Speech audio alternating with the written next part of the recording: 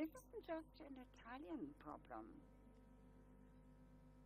If some people feel that there is over-tourism, if some people say that tourism is a threat, could I take them back to the pandemic, for instance, when we were all going around our cities and we were totally depressed and sad and in despair because the world had closed down and nobody could go anywhere. I think that the results regarding tourism for 2024 and the prospects for 2025 are going to provide a lot of energy and strength. Tourism is important. We've exceeded the record year of 2019 in terms of the results achieved, and I think we should all be very proud of that fact. And we must also remember that tourism is an instrument of peace, because very often we are afraid of what we don't know, of the unknown. When we do know, we're less afraid. So tourism helps people get to know, share, and familiarize themselves with other places. It's where we go to sleep, where we go to eat, and where we go to share. So I think that tourism can be an instrument of peace which we need in the world and which we all need. Thank you. Sono delle domande? If there are any questions, I'm ready to answer, or have I been clear? If you wish to ask a question, you can stand up. Christina, Armenia. The questions should be asked into a microphone, otherwise we can't translate them. Thank you, Minister. This has been a very interesting session and the work very important. Next year, I think you have some prospects for next year within the G7 and also for other nations. What was the discussion with other nations? I think that what you said will be developed in the future for other nations as well. Can you tell us about that? Yes, I'd also like to greet to the director of Uffizi, who has come to see us. Well, yes, certainly, as I said before, we can't go back. I don't think it'll be possible to have a G7 without having tourism included in the G7. We said with all our colleagues that we're going to go onwards with the various subjects that we have talked about. Maybe we'll go deeper to some others. And we'll see how the solutions evolve. Many countries have looked into the solution of certain problems that have impact on different sectors of tourism. So we're going ahead in these directions. We're working together. And I think it's correct to enlarge things as much as possible, because tourism is interesting for all nations of the world. And so it would be a good thing to enlarge it as much as possible. And invite more delegations, even more than the ones that we've invited here in this G7 of ours.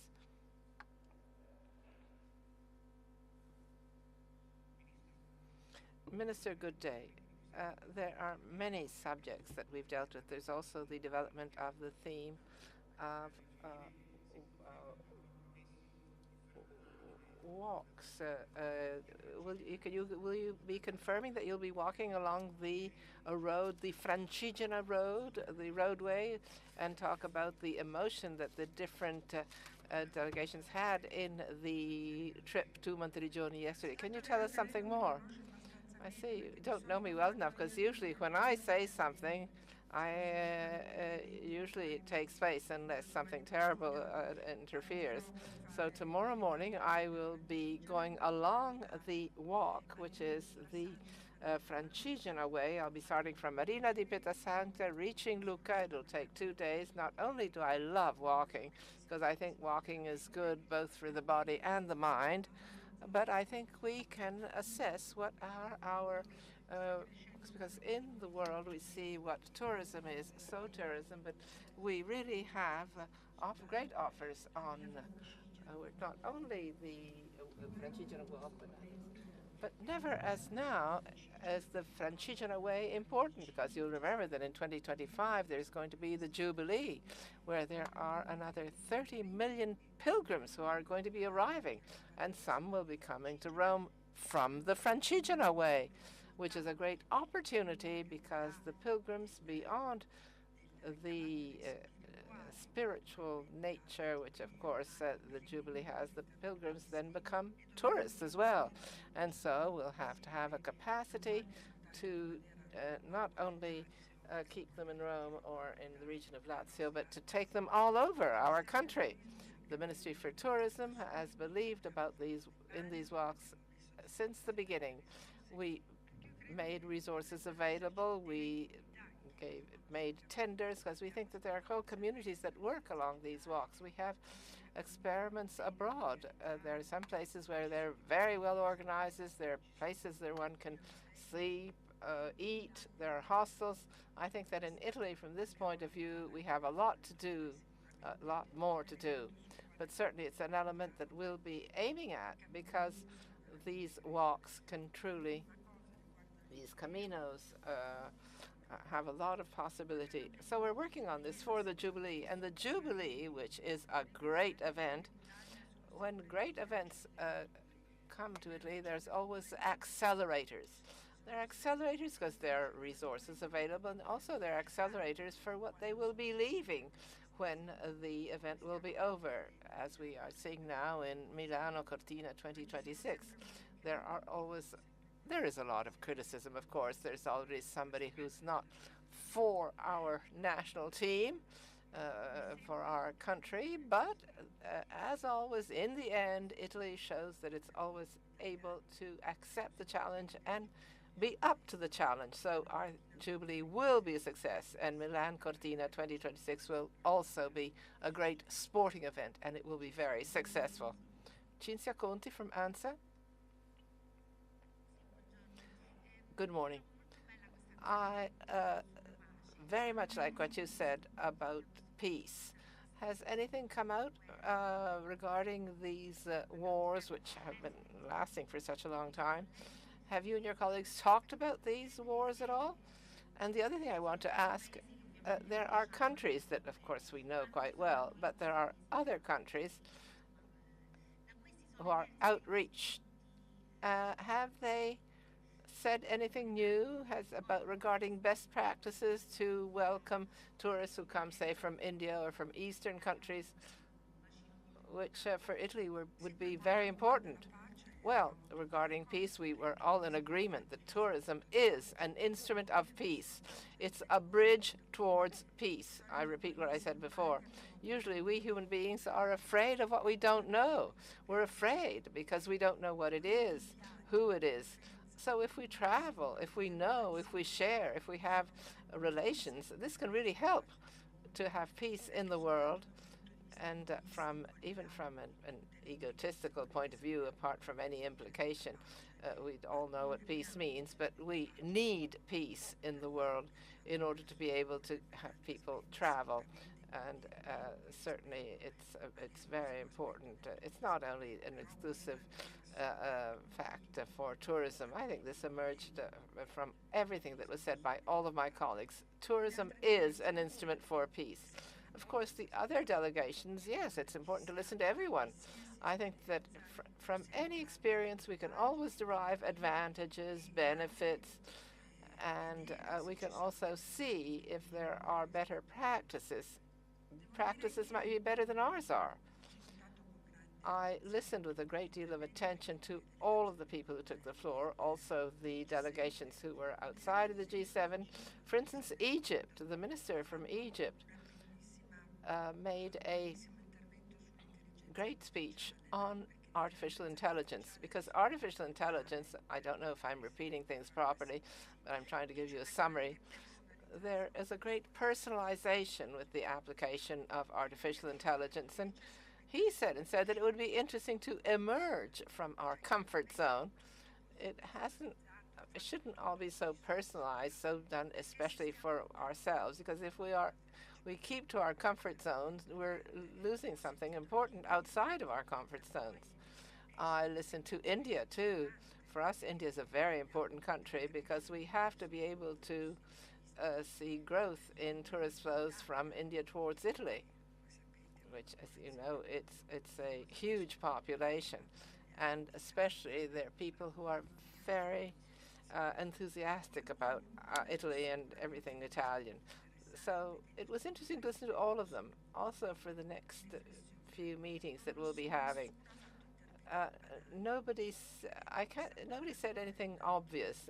I felt really enriched after these 2 days of listening to them all, because we were able to look into aspects and subjects which were really interesting, and everybody gave a contribution that will be very useful for us all. It'll be useful to set up new activities, new actions, so as not to have to be submitted to tourism, but to know how to manage tourism, because managing tourist flows makes a big difference also as to over tourism.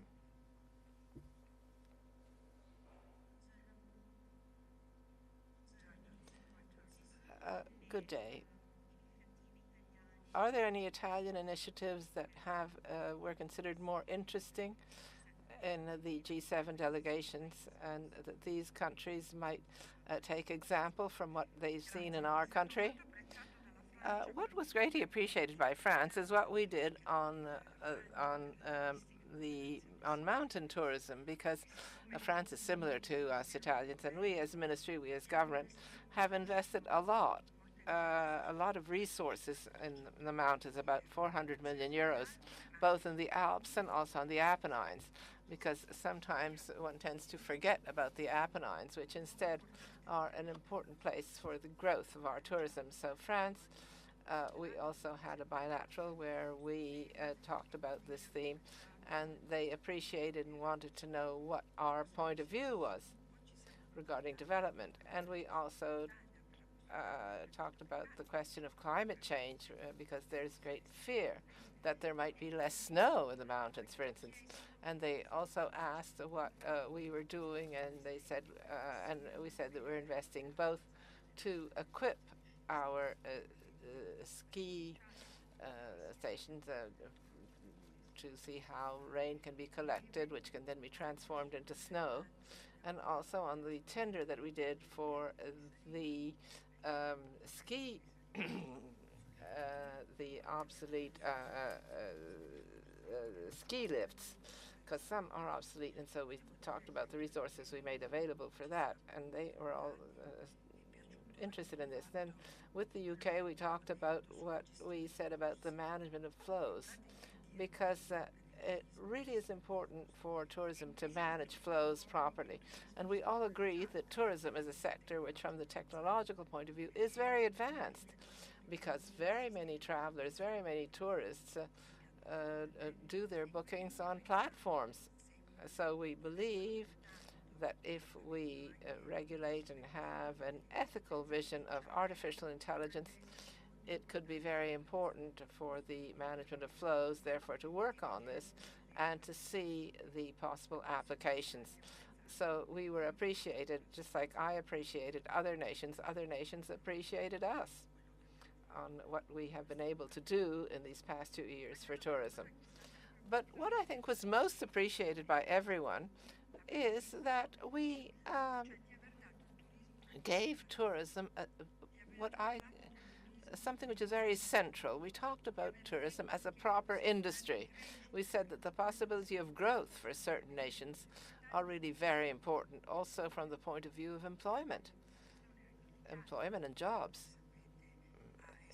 Italy, as you know, gave very important figures in this field, and also jobs for women. I don't say this because I'm particularly, because I consider that we women are better. I just think that we are different from men.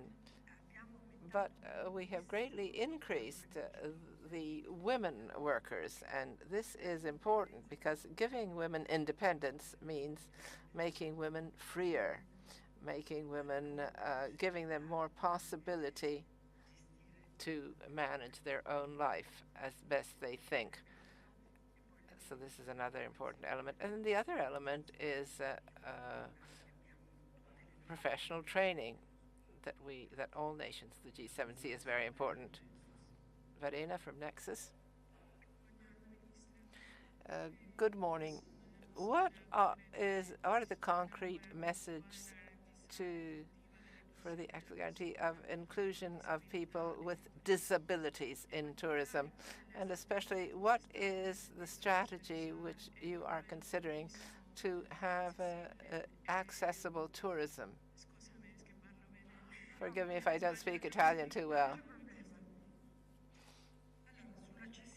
Well, on accessibility is another important theme. The first thing to do is to eliminate architectural barriers, because that is the most important thing. We've done it. We, Ministry of Tourism, have made available funds for accessibility of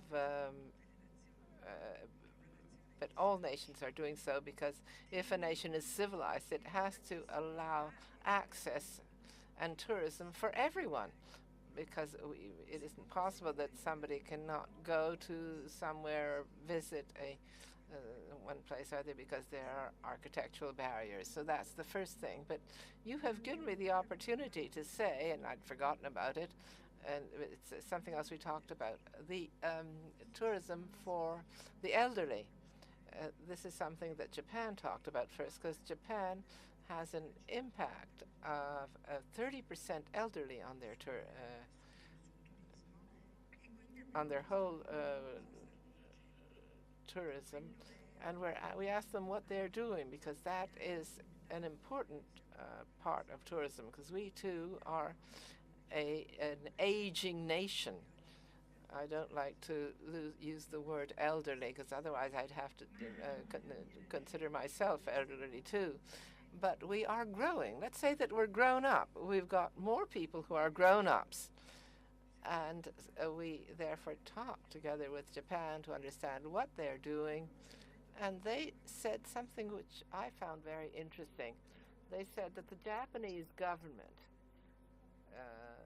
does the following for more adult people. The structures which are more comfortable, which have a series of services which are useful for those who are elderly, they give a subsidy. So if they reorganize their structures with maybe a medical help station, because maybe the elderly do need medical help, so the Japanese government will finance this type of tourism. And I think that we too should maybe ask ourselves a couple of questions on what we can do for tourists of those who have gone beyond a certain age. There's something that maybe we don't have in the rest of the world, maybe only France has it, which is thermal tourism. I think it's a very important part of tourism for those who are more grown up and who can go and have a holiday, to have more well-being, to have proper services, and to go and be able and visit beautiful places. I think that we ought to think about this, how we can help those who, say, are above the age of 65 or 70 to go on holiday. Because when one does go on holiday, one has more energy, one lives better. So keeping people busy, giving them the possibility of being curious, of seeing what they've never seen, it's a way of lengthening their life. And so we want to be committed on this as well. Sole 24 ore. Good one. A few months ago, you started a meeting with the associations regarding online reviews. Are there any laws in view on the subject? We talked about it during this G7. It's like I was saying before, I mentioned it briefly, protection of data, which is fundamental, because we understood that we can't undersell or sell data at all, because it's a huge wealth which can't be sold. And we talked about reviews. We're going on. We Italians are going on. We're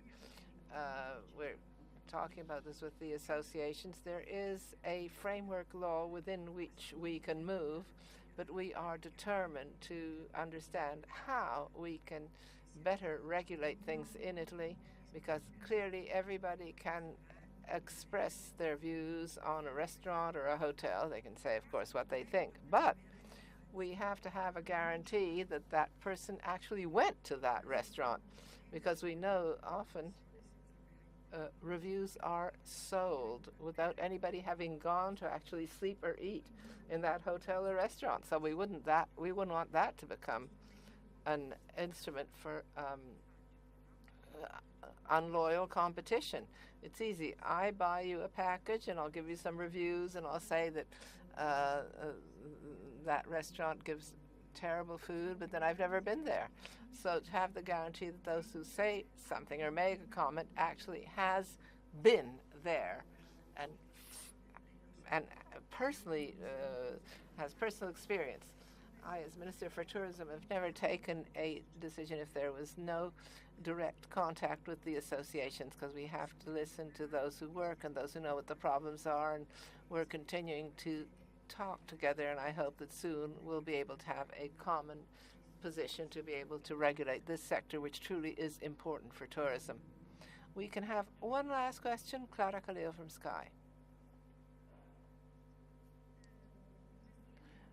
The manager of a structure up in Cadore gave a response to Israeli tourists saying that since they are responsible for genocide, they're not welcome there. And what do you think? Well, what do you think I can think? I'm really sorry. I'm sorry that they should make a statement of this type. We talked about tourism as an instrument for peace and knowledge and sharing, and I'm really sorry that somebody says something like this, but we can't do anything special. I mean, we can't take any action. We can just say that it's a mistake, a big mistake, that it's not going to help anyone. It's not going to help him and his hotel either. It's not going to do any good to his region. It's not going to do any good to Italy. I don't think I need to add anything else. I don't want to be too strong. But if I may say just one last thing, I want to first of all thank all of you, because you are a fundamental part when we have events like this. It's an important event. An important events like G7, because I remember my grandmother always used to say that in life you shouldn't just know how to do, but you should get people to know that you know how to do things. And without your cooperation, whether it be critical or less critical, of course we're happier when you write well, but obviously, I mean, I don't think I'm saying anything strange. But also criticism can be positive, because maybe compliments don't make us grow. Instead, criticism helps us, stimulates us to do better. So I wanted to take this opportunity to thank everyone for the work you do every day. The work you do, I think, is precious, important, and so I want to take this opportunity to thank you all.